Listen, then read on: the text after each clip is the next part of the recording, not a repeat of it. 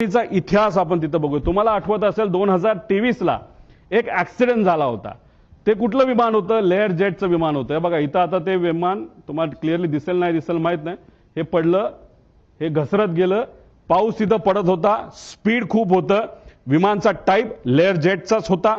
आता काही लोक लगेच टीव्हीवर बोलायला लागले होते की अरे बारामतीचं जे विमान आहे त्या ILS सिस्टम नाहीये, असं बरेच रिसर्च अभ्यासू लोक म्हणायला लागले.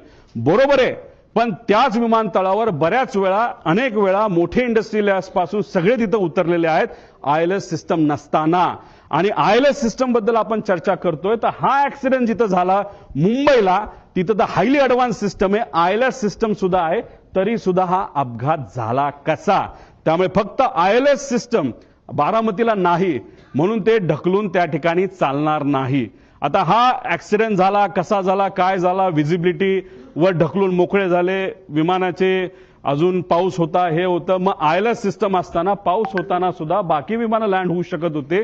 मग आमच्या VSR या कंपनीचं लेअर जेटचं विमान का लँड होऊ शकलं नाही आणि का घसरत गेलं याचा अभ्यास कुठं ना कुठे त्या ठिकाणी करावा लागेल. 2023चा हा विषय.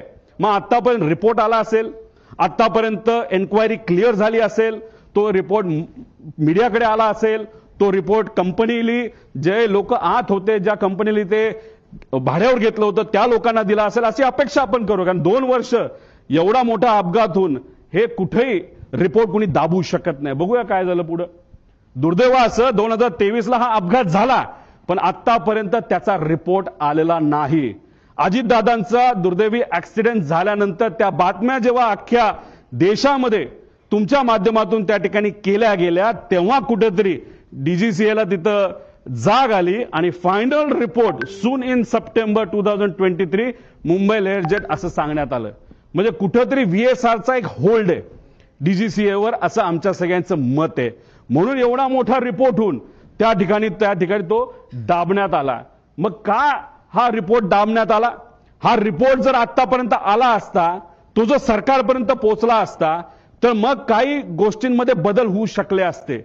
आणि मग आज आपले अजितदादा माझे काका हे आज आपल्या सर्वांमध्ये इथं असू शकले असते. पण हा रिपोर्ट न झाला, न त्याच्यावर चेक झालं, कसं घडलं याचा कुठेही अभ्यास त्या ठिकाणी झाला नाही.